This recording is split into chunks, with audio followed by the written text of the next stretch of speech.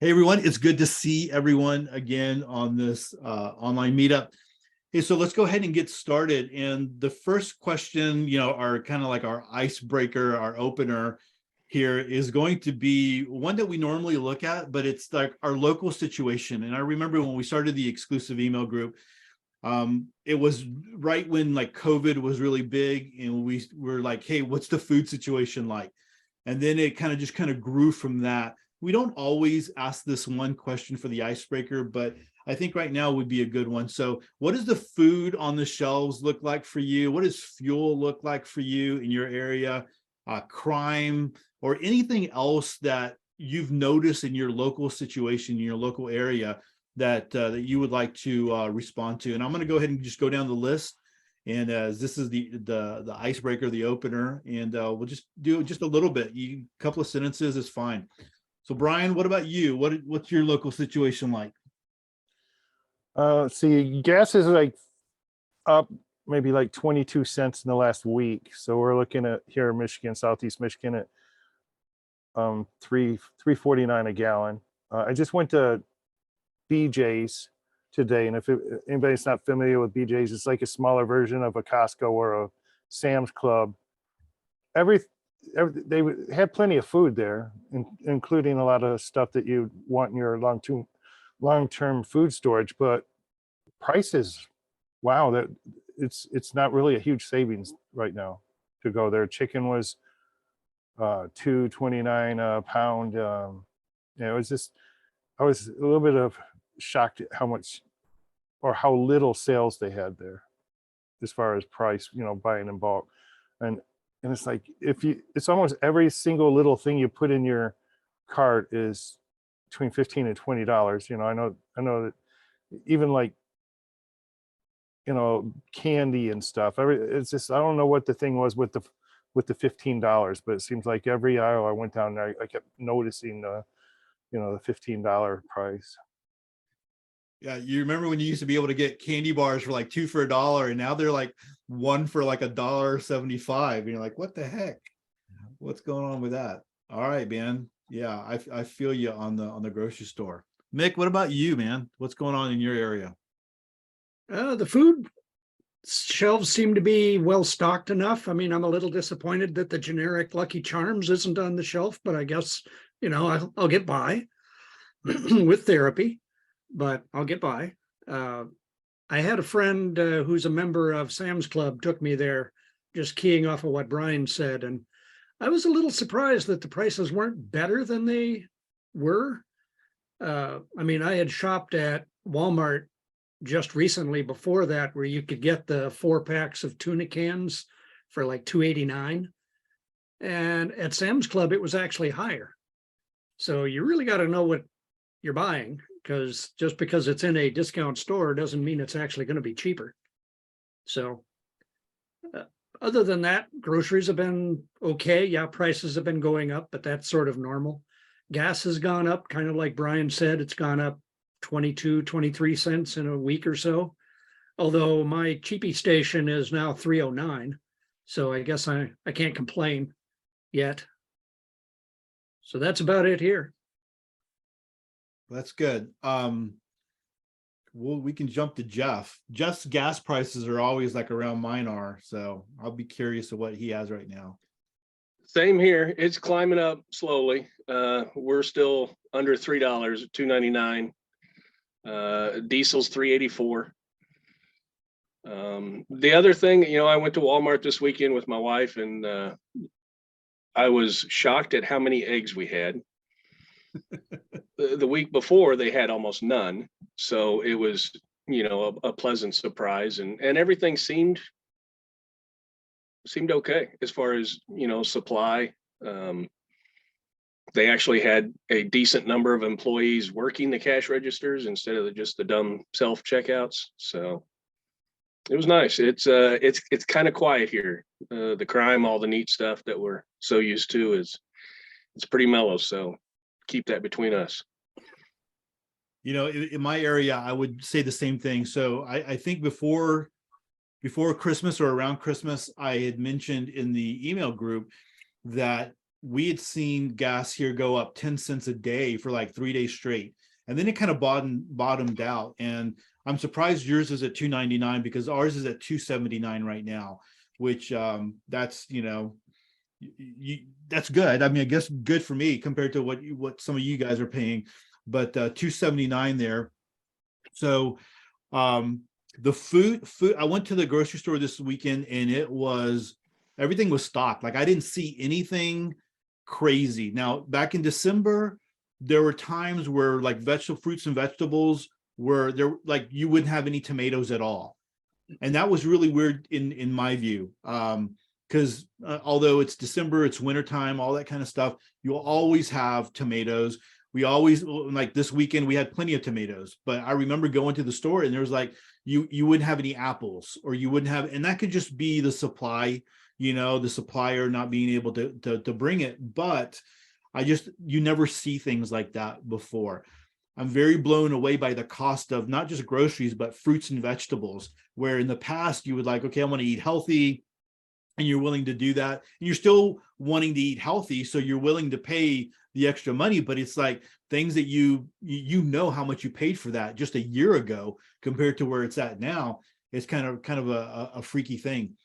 The thing that I am noticing that I don't like very much is the crime. And so I can't really put a finger to whatever, but I'm just noticing more talk of it. So it's not, it's you see more of it in the news, but you also see it in social media. And some people would say because we have social media, maybe you're looking for it, you notice it more. I don't think that's the case. I think I'm just noticing it more because there's more. And maybe I'm in Houston, big metroplex, and a lot of crazy things going on. But that's one thing that I've noticed. But besides that, there's nothing, and I'll tell you, like, the crime hasn't touched me or touched my area, my neighborhood, or anything like that. I'm just noticing it in the big city overall. The thing, but kind of like what you were saying, Jeff, everything else is kind of quiet. There's been times where things have happened in the world or in the state or in the city or whatever it is, and you have rumblings of people talking about it, like the water cooler talk. And there really hasn't been any of that recently. And so I think I kind of find that kind of interesting. So kind of in the same spot. So Mike is hanging in the chat, and he said things in the stores are pretty much the same as the new normal here in Southwest New Hampshire. Shelves are not full, but not as empty as they have been. Gas is $3.09 a gallon. Crime is low as normal. All right. So that's good there. I'm going to jump to Linda. What's it like your local situation? So I checked out both the commissary and Walmart. Commissary seemed pretty good, including eggs, although it was less than I normally see, but you could certainly get those. Walmart, the only thing I noticed is that like the cold medication was really wiped out. It was very hard to find any. You could get some things like Advil and Tylenol, but otherwise, and our gasoline, I might win this tonight. We're up to $3.79. Ooh, yeah. I paid today. That's the lowest, Anyhow, this is not local, but I wanted to mention that the American Dental Association sends out a little newsletter once a month, and their last newsletter mentioned that amoxicillin is in short supply. Before we came on tonight, I actually went on to the largest supplier of dental products, and you could still purchase it there. So if they mention that it's a short supply, it probably is, because it's a national magazine. Just wanted to mention that for people who might have problems or issues. That's good. Thanks for pointing that out. That's really interesting. So you also pointed out the cold medication, and I would recommend anyone who is, who's online, who's listening, you want to do that. I mean, especially for kids, the children's Tylenol and stuff, that is nowhere to be found. And so I went to, my mom is very sensitive to medication. I went to go find some children Tylenol for her, and I could not find any. So, if you can find it, pick it up. Or if you have grandkids or whatever, you definitely want to have some, maybe, so you can, if you see it, you can share that with them. All right. Thanks, Linda. So NF, what about you? What's it like where you're at? So I'm in the big city here in New York City. So crime is always high. There's always plenty of people dying from lead poisoning. And we have, we are, getting imported Todd's immigration issues from down there, so we're getting them up here. So our local politicians are crying that, oh my God, we need more money and so forth. I think that may be a cover, or not a cover, but a good excuse to try to patch up other holes in the budget from COVID and such, to try to get money from the federal government.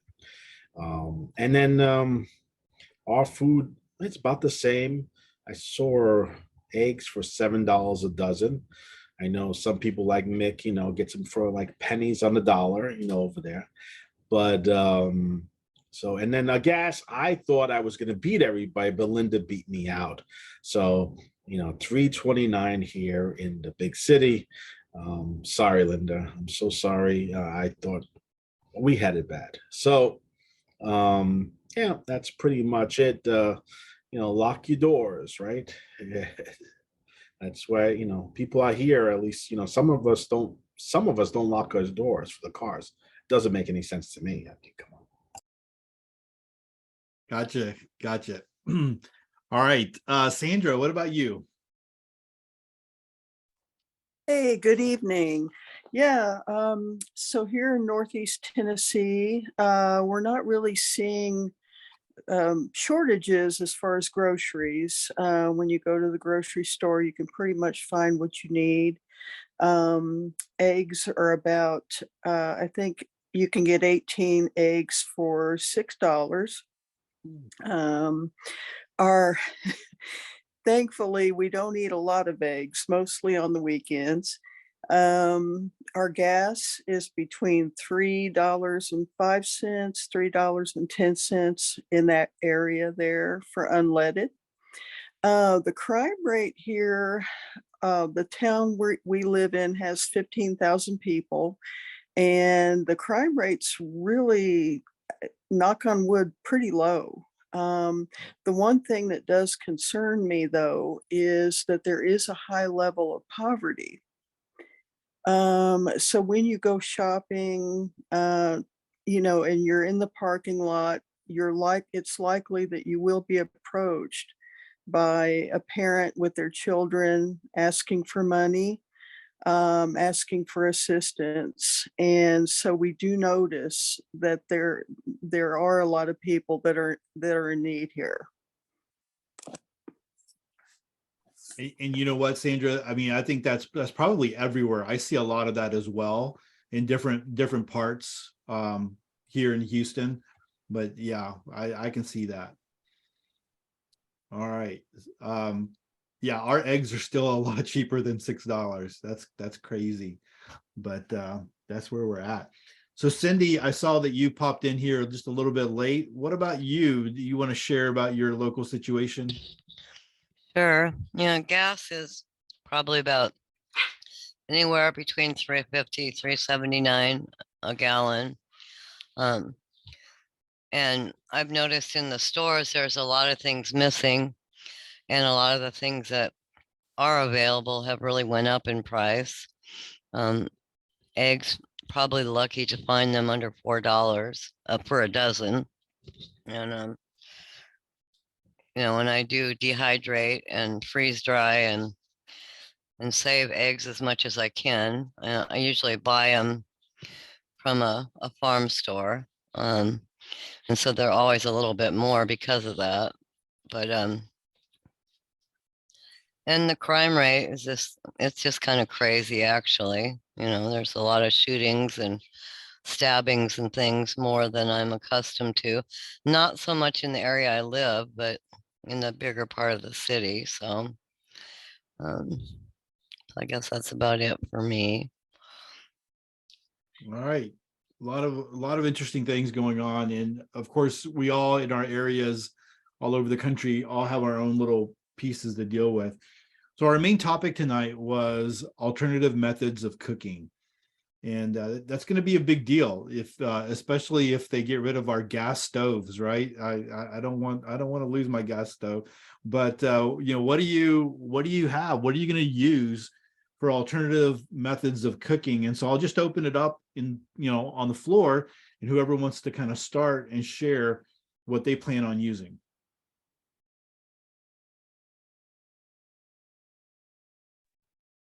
All right, I'll go first. So, I mean, outside of the normal barbecue grill, I'm sure they're going to outlaw that since it uses propane. So, I have various camping cook stoves if I needed to. Lots of propane and the extra dual fuel type stove, Coleman stoves. I do have the little screw on gas bottles for the little miniature camping stoves. I forget jet fuel or jet boil or that type of fuel. But I've also been stocking firewood, and I've got an outdoor fire pit that I could easily grill on. So I've got about 5 or 6 truckloads sitting in the backyard. So you're set in a I think a so. lot of different areas. I think so. Does your grill have a burner on the side? Yes. No. Cool. All right. Who Yeah, I else? bought one of those gas grills that has the burner on the side. I didn't have that before, but I wanted to have that as my summer cooking alternative because I've got the wood stove that I can cook on in the wintertime, but if it's July, I'm not going to make that a fire. So I've got the grill for cooking outside, but had got one of these little put the twigs in and make the fire thing. So if it's summertime and I don't have fuel, I can cook over that. I think I boiled water in like 6 or 7 minutes, so it's pretty quick. And then one of those little 1 pound tank topper things that Jeff was talking about. It's winter and I don't want to go outside and get the sticks, or it's a dark and stormy night and I don't want to go outside and get the sticks. So this is my indoor cooking alternative. So I've got several, depending on whether it's warm or cold outside. Have you ever used that one? Have you ever cooked with that last one that you showed that screws on to the 1 pound bottles? I don't think I've actually cooked so much as just boiled water to make sure that I could. Okay. Yeah, I mean, You are in the meeting view button, meeting mute, audio start video button. Close. hold on a second. Open chat panel, alt enter. All right. Sorry, Michael, had to mute you there, buddy. His robot was taken over. Yeah, that was funny. I'll edit all that out. Well, I don't know. I thought it added character. Well, we've never experienced that one before. I guess what I was going to say, Mick, is my concern with something like that is just, I would want to keep it really secure to where it could topple over. They sell the base for those 1 pound propane tanks where you can you sit it on, and then it's a bigger base, provides more area. Yeah, but I'm cheap. I was going to make one out of a 2x12 or something, just bandsaw hole for it to sit in. There you go. It's tough being cheap. Well, is it cheap or frugal? Which one is it? Well, it depends on whose brochure you're reading. Very good. Does anyone have anything that they're not using or that hasn't been said? I think, Sandra, were you going to say something there? I've got a rocket stove. It's a heavy rocket stove. It stands about 3 feet tall, wrought iron. You load your wood down below, and you can put just a little screen or something, some kind of a grill on top, and you can sit your pots or whatever. I haven't used it yet, but it's heavy duty. So you could set it up if it was windy, if the weather was poor, you would just need shelter. But and I've got a couple of big boxes of fat wood to help get the fire started. And we could do that. And then I also have a butane stove for indoors, with a case of butane, tanks of butane fuel, if we had to use it. So the butane, I think I the one that I purchased was gas one, I think. And so I guess I purchased that one after seeing a couple of videos on YouTube where I guess there were the people they're based in Asia somewhere, and they were using a lot of those, and that's what they use in their small apartments and things like that. I'm like, man, that let me look into that. They weren't very expensive. The gas stoves weren't very expensive at all. I mean, of course, you have the fuel and stuff to purchase, and sometimes you can get those on sale. I haven't tried it. Have you tried cooking on that butane stove yet, Sandra? I sure have. We had a power outage in February of last year. And yeah, I got out my butane stove and brewed coffee in the percolator. Got out my percolator coffee pot. I was able to grill some sandwiches on a skillet, cook some eggs. It worked really great. It's easy to use, and it hardly uses any fuel at all. So I have to say, even one small tank lasts a long time. Okay, that's good. That's interesting. Mike in the chat said, I plan on using a camping stove or my gas grill in the summer, as well as an outdoor wood stove I use for boiling maple syrup. In the winter, I would use the wood stove. All right. Good stuff there. Yeah, and I like to include besides using my grill or the wood stove in the winter months, sun oven works real good too, and an earthen oven for like baking in that I worked on last summer. Still got a little fine tuning to do on it, but and also looking to purchase a heater that the top can be removed. It runs by propane, can be used as a heater, or you can remove the top and cook on it. I can't remember the brand right now. Okay, that's interesting. I don't know if I've ever seen that one before. Yeah. It could be the little buddy heater, that works for It's everybody on similar. YouTube. Yeah, it's similar. Yeah. Linda says no. Linda thinks she knows which one it is. Which Yeah, I one? don't remember the name. Provident Preppers did one like. Yeah. Okay, all right. What else, Linda? Did you have something else? You were shaking your head I thought you were shaking your head that you had something else.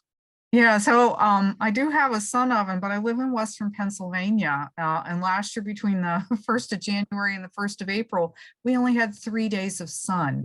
Oh, it's not a sunny area, and it's not a good option for us. So I got a rocket stove, and I got a thermal cooker. And I've had very good success with that. So the rocket stove would boil the water in the thermal cooker, and then you could complete it limits the amount of fuel it takes, because you only have to cook it for 10 to 20 minutes to bring it to a boil. And that you could cook rice in there, and you can cook meat. I've done, like chicken breasts and baked potatoes and things like that in the thermal cooker. So that works very well for me. And I do have the sun oven, but I'm limited as to when I can use it, although I have tried many things in it. So walk us through the thermal cooker again. Is that the one that's in that round cylinder that I always see? Yeah. Okay. Saratoga Jack's is the brand that I got. The hay box cooking is another term for it, where you have to heat the ingredients, whatever it is that you're making.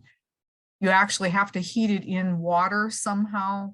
And once it's in that, you heat it for a period of time, depending on the size. If you cut up, for instance, your chicken breast into pieces, you don't have to cook it as long. If you leave them whole, it would be more like 20 minutes at a boil.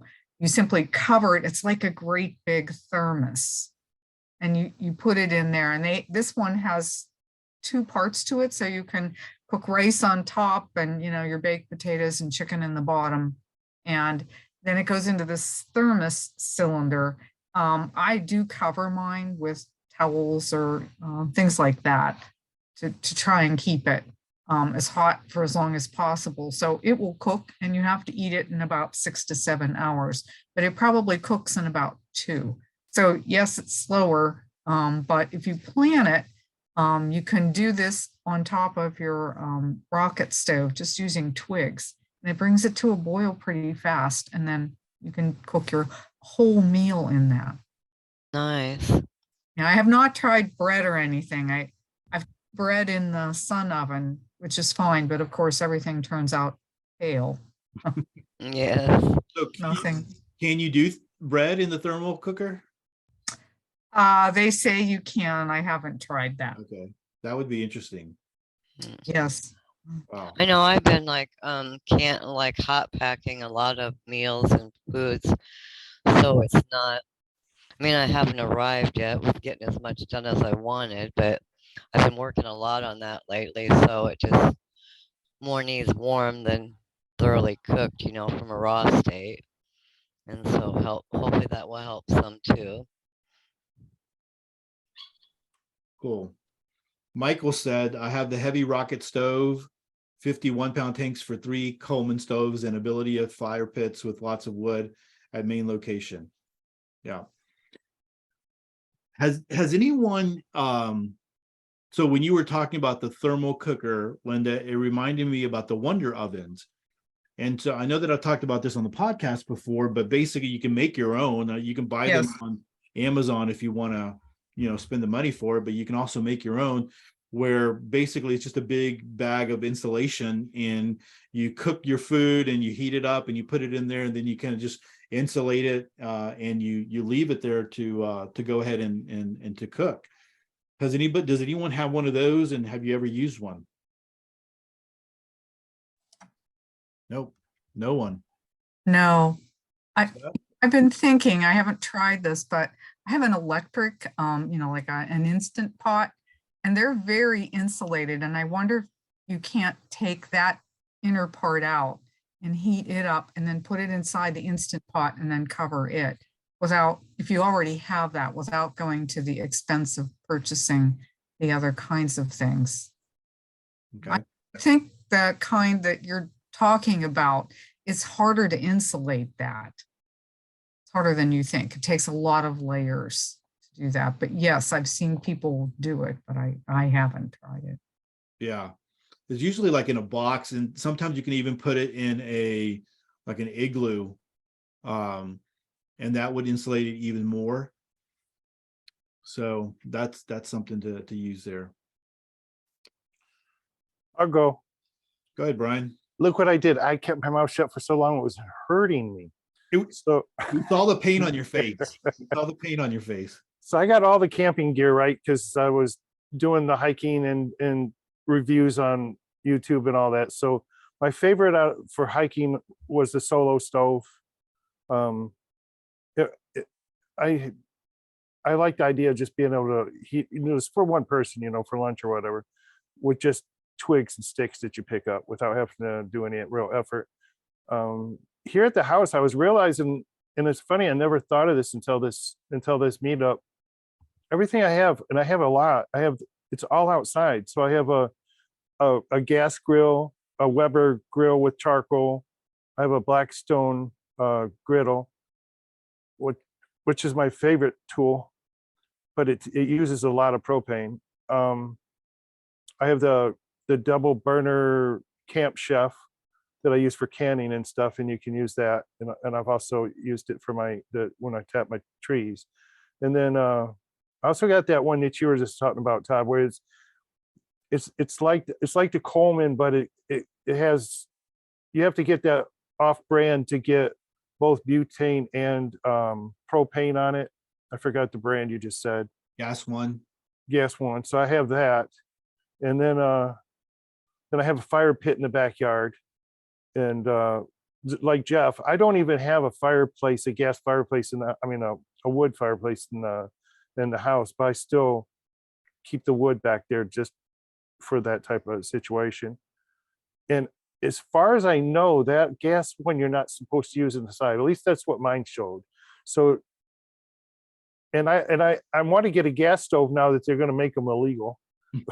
but but I don't have anything in the house that I can cook in the house. Maybe in the garage, or for sure in the garage. But it just dawned on me. So unless that is good, and you could probably get away with using like one of my small rocket stoves that uses and also have the sterno and all that. I'm sure you can use sterno in the house, but nothing significant for inside the house, during a power outage or something. Yeah, the butane stoves, and it's usually just a one grill type thing, one burner stove or top. You can use those inside. I mean, you always want to ventilate or whatever, but like I said, the reason it just came to my mind, because you really weren't seeing a lot of people in the preparedness community talking about them, but I was watching, I don't know, maybe I was trying to learn how to cook something, like a Chinese dish or something. I was just watching a lot of videos and people were using these. And now really, if you look at cooking videos, people that have like a cooking YouTube channel or whatever, you'll see those type of stoves as well, because the way that they have their camera set up and everything, it's not, they don't want to, actually film themselves on their stove. So they have a burner that they're cooking from. So I think those would be a good alternative to cooking in the wintertime. In the summertime, you definitely don't want to cook inside, because you're just going to heat up your house and you're just going to make things miserable. So I think that's one of the things you always want to keep in mind. But in the wintertime, you want to have some options. So I think Was it Sloppy Joe's? The video you seen? the video that I was looking Because at? I got a video where I made a 1-pot Sloppy Joe from everything out of my pantry using that stove. So I was curious, maybe that's what you saw. No, that's not the one that I saw. That's the one you missed. That's the one you should have saw. Sloppy Joe's. No. So I think you brought up the sterno thing, right? And so one of the things I remember from cooking as a Boy Scout, we made our own little stove with a number 10 can, and you poke the holes on the top, and I mean, of course, it's flipped over, and then you put a hole in the bottom of it to where you can put a sterno in there. But we actually created our own sternos by getting I don't know, maybe like a tuna fish can or something along those lines, putting cardboard in there and then burning wax and filling it up with wax. And that sucker would last for a long time. I remember going on a Boy Scout trip that's all I used to cook, and it worked fine. I mean, I was able to use it all weekend long without any problems at all.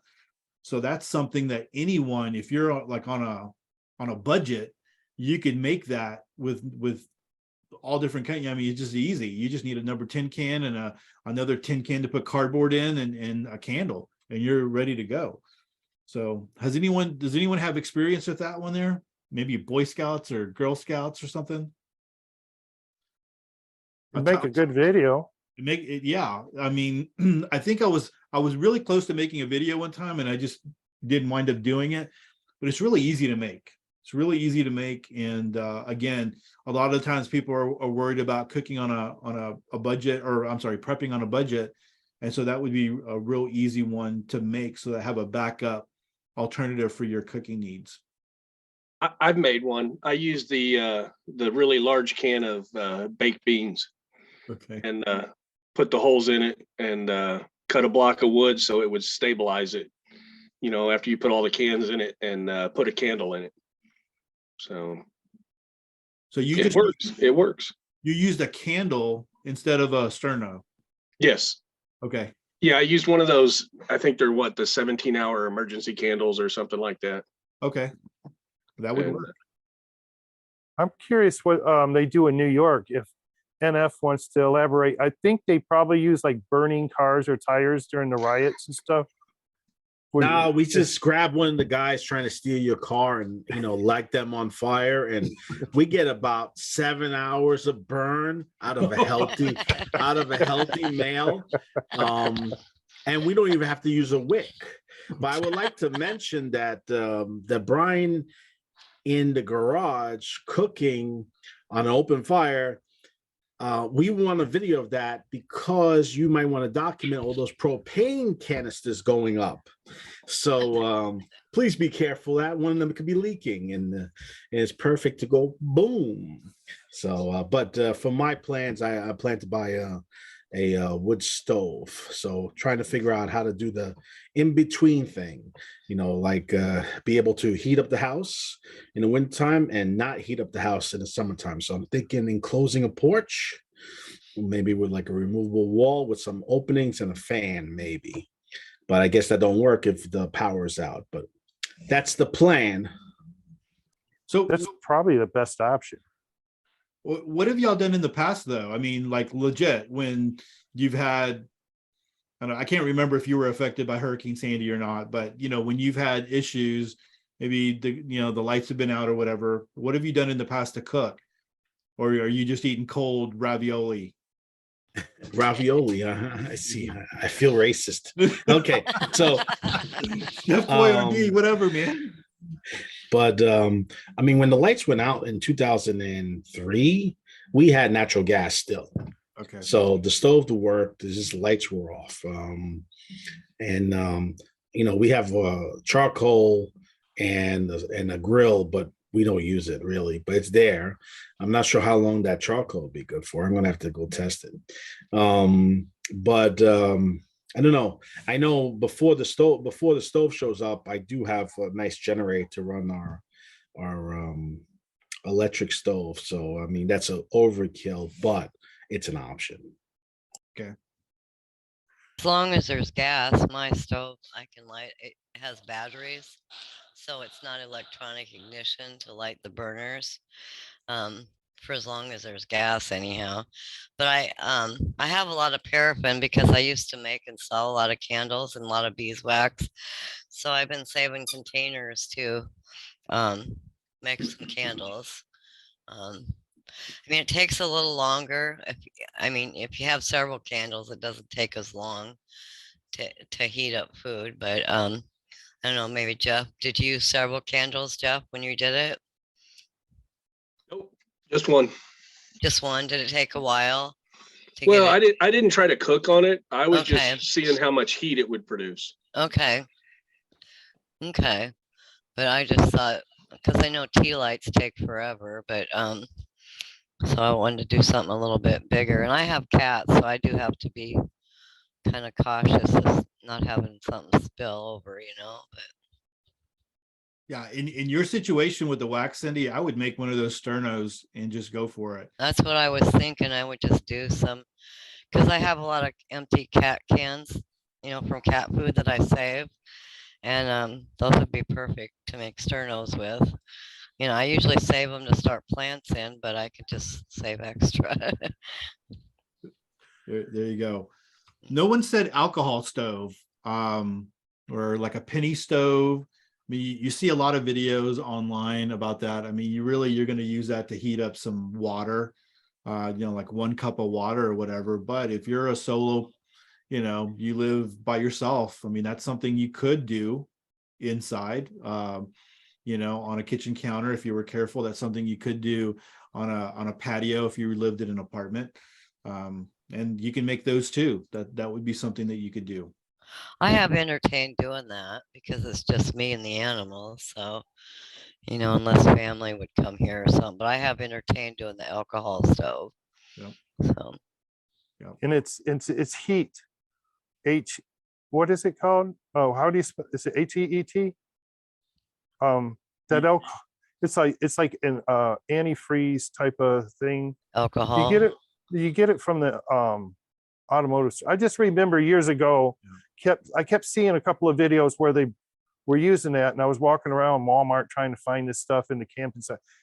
It's an automotive section. So Really? just in case I think, is it called heat, Jeff? I'm sure you probably know. It's like a yellow, it looks kind of like what you would use for a power steering unit or something. Yeah. Yeah. And Frank made me think of something. As a truck driver for all these years, I want to say, if you're eating cold food that's cooked, I'm not saying raw food, but like leftovers or a fully cooked something or another that you've stored in your pantry, not 99% of what you eat cold, I mean, that you heat up, you can eat cold. I've been doing it for years. I mean, it doesn't matter. Spaghetti, pizza, burritos, soup, chili, whatever. It's It fine. works. Yeah, you don't have to heat that stuff up. So if in my case, I would probably eat what I could cold to preserve whatever fuel that I needed, whether it be propane or, wood or whatever.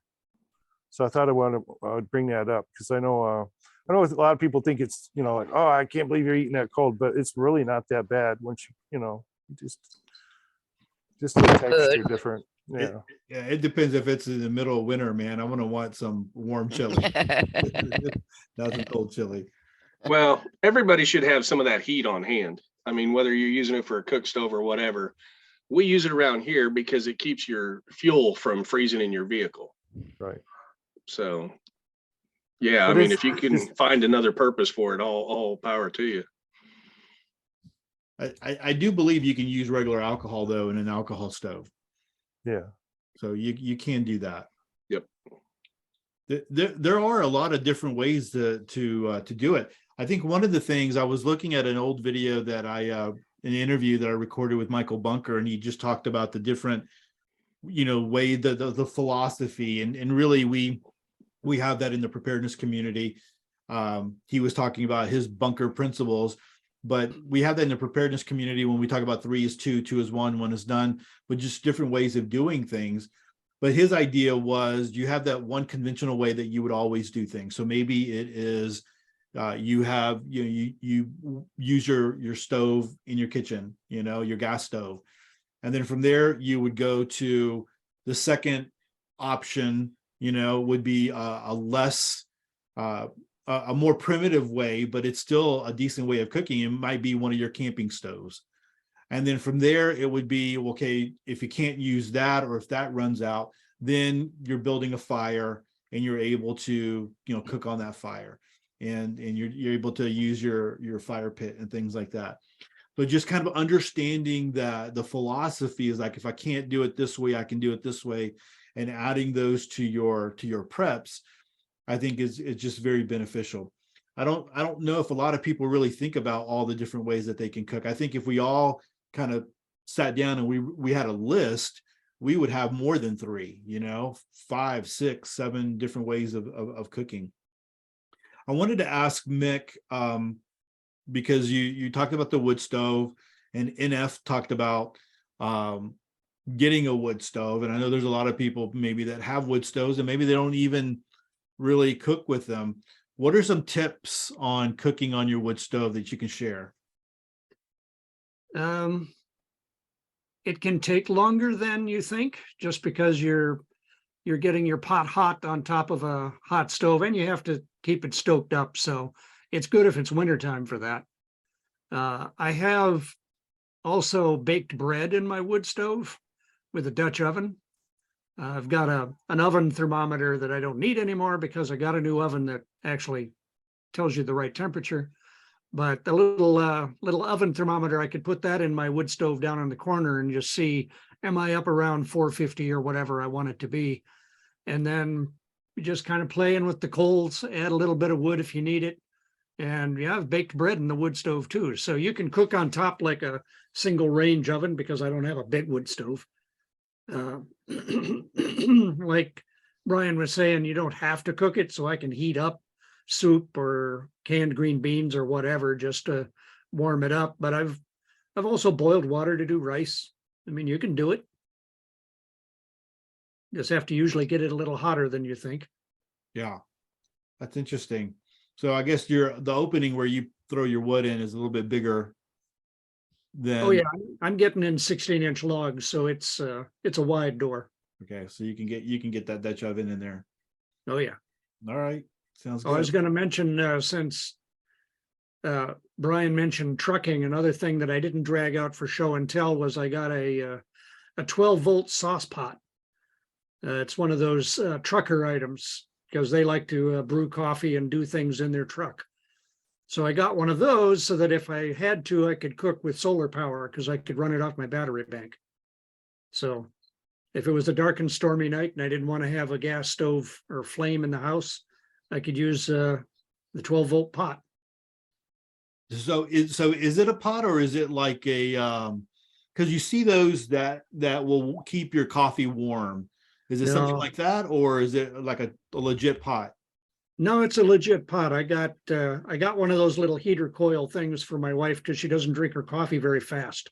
So she likes to be able to heat it up in the car and be good to go. And that thing works pretty fast. Like within a minute, her coffee's too hot to drink.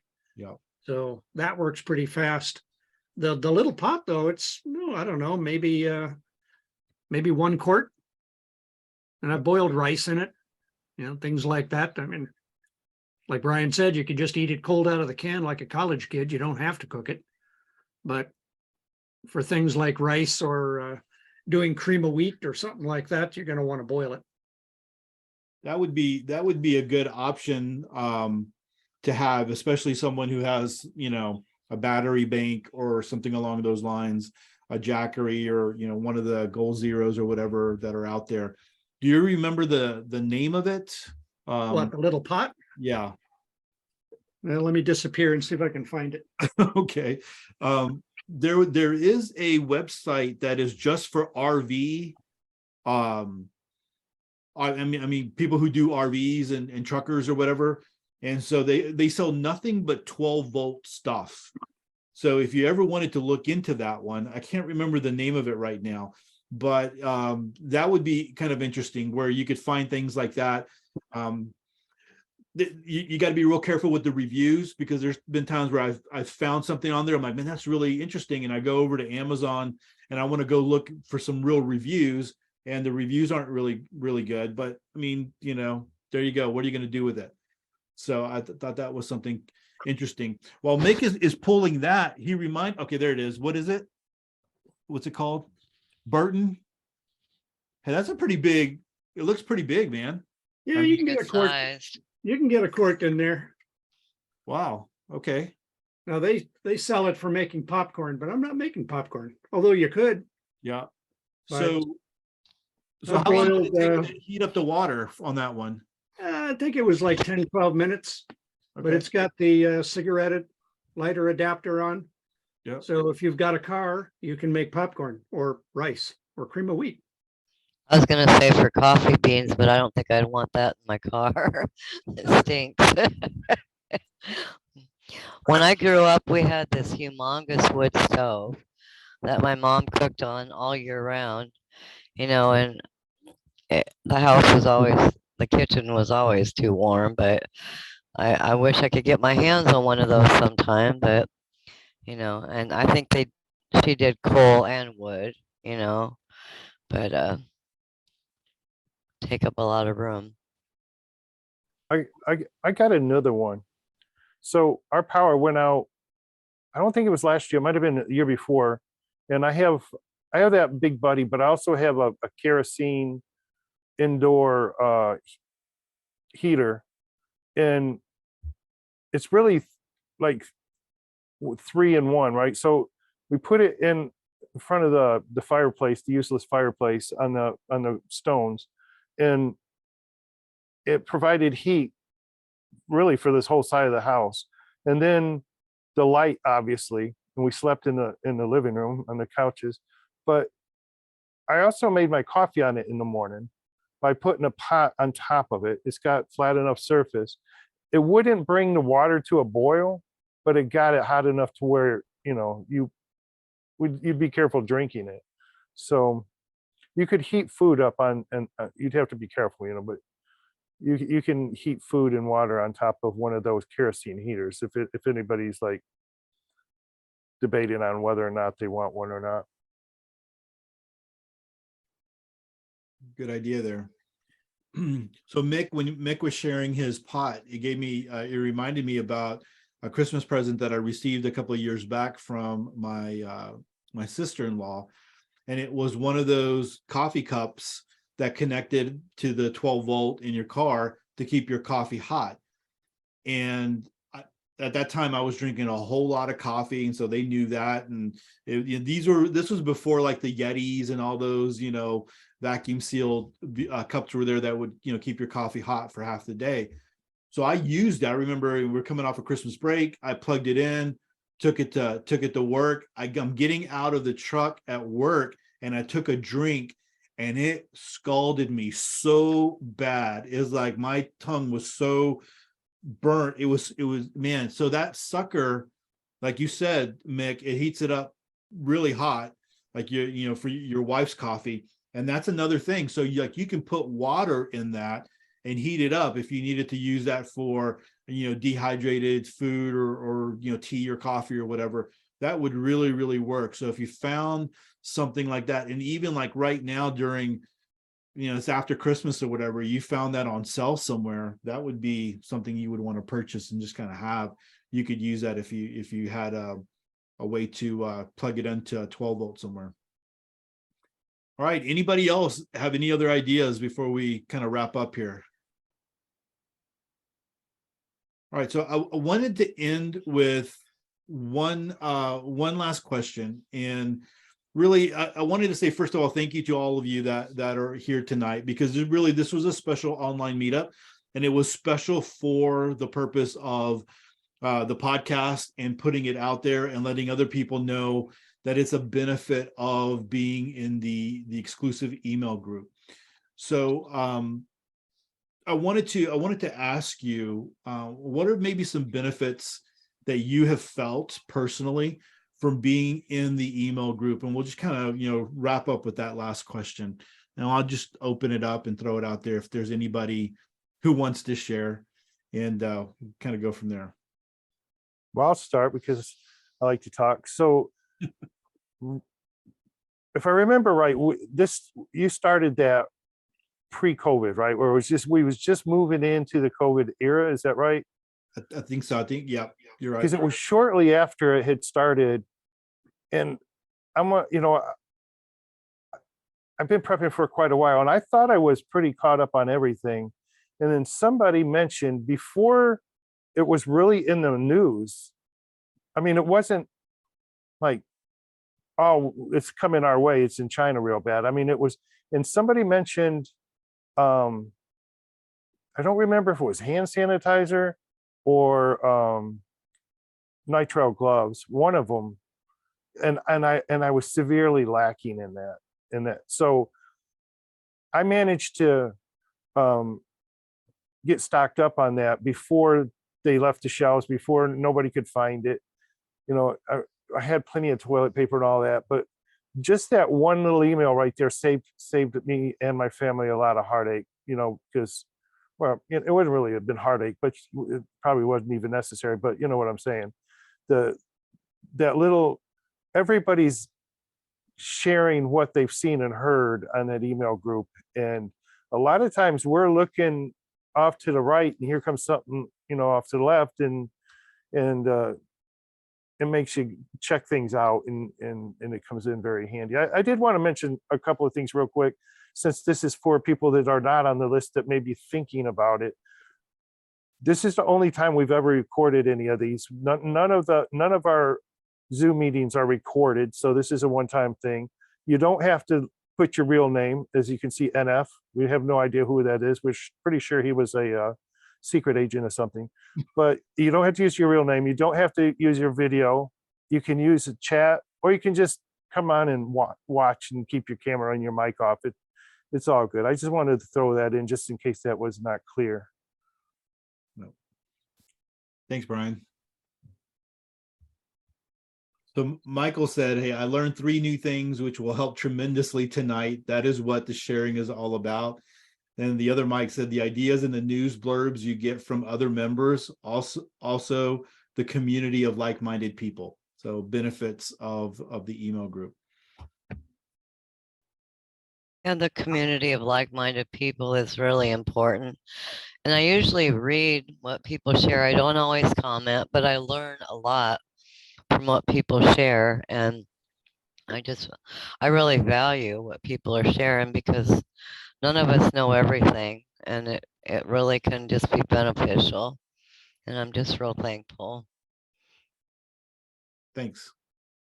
I'm really surprised that the email group is very civil, because every time you get a lot of people behind the email and behind the keyboard, once in a while somebody goes off the rails. So we've been, we've kept the train on the tracks, with the, without the crazy theories, and actually practical things, actionable things we can do.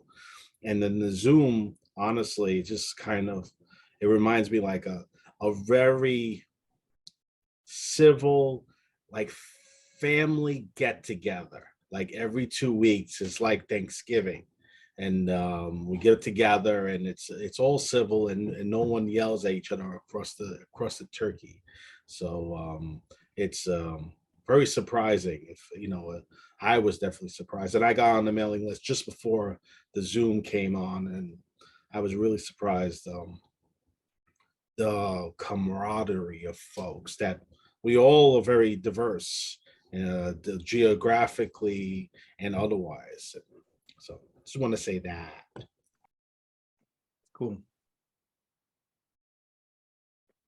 I'll go. So I think the group kind of saved me from burnout, because I was prepping by myself, which a lot of people are. And I thought I knew it all, thought I was ready.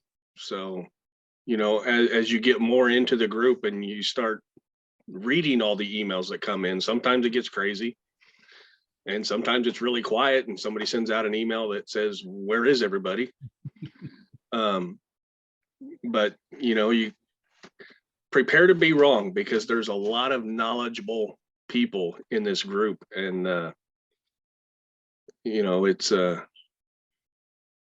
it's given me a chance to really kind of hone my skills and my overall picture, and what was I doing wrong, and everything from the guys that talk ham radio to the chefs out there. And so there's a lot of, like Sandra said, there's a lot of diversity out there. It's really a lot of. Oh, sorry, was that me? Yeah, there's a little bit of feedback there. Is that better? There you go. I must not like my arm up. Sorry. Yes. So there's really a lot of professionals in, like in different areas. Like we got a dentist here with us. Hi, Linda. We've got medics. Sandra, weren't you? I don't know if that was you. Somebody was a combat medic, and then we have military. We have, in fact, when we just had that $1 billion thing, I don't even play the lottery, but I went ahead and played. I thought, if I got that kind of money, I would buy enough property and start trying to get as many people off of that email group as I could to move onto my property for free. And because it's the kind of group that you would want in your local community. I mean, you'd have, everybody gets along, and everybody contributes. Everybody has, their own expertise and their own ideas and stuff. So if everybody, the only way to make it any better is we've all lived in the same city. Yeah. Well, and I think that was the point of it, man. It's from being in the preparedness community for so long, and I talk about this all the time, is you got to be very careful about who you link up with. And then at the other side of that is you can't be out there just a solo prepper. I mean, you need to have that, to steal a word from, church, you have to have that fellowship, because you will burn out. And so I think that was one of the big draws there that I found failing. You could go to the Facebook groups and you can do that, and you would find the fighting, you would find people that would get on there and just start poking the bear, and you're like, I don't want to be a part of this junk, right? And then there's forums, and forums, like, you really need to go to the forum every single day to figure out, what has been added. But an email group, I mean, you get it right on your email on your phone. And so I just, it just made a lot of sense. And I think it grew to something bigger than I thought it was going to be, and so I'm really proud. And I'm really glad, like at first I felt like I had to answer every question. I had to make sure that people were talking and stuff like that. And very quickly I realized, no, you don't have to. There's plenty of people here who have a lot of great information and experiences that I don't have. I mean, I live down here in the Gulf Coast. I don't live up north, and I don't have a wood stove, and I can't speak to those types of things, right? So, and there's a lot of times where we're even in the Zoom where I'm learning things about, like the window coverings that you guys use up north, with the winter time to, seal your windows so the air doesn't come in and stuff like that. All those different kinds of things. So it's a lot of stuff that you're always learning. So I appreciate that. Anybody else? I didn't want to cut it off before maybe somebody else had another thought there. All right. Well, we'll go ahead and end it there, guys.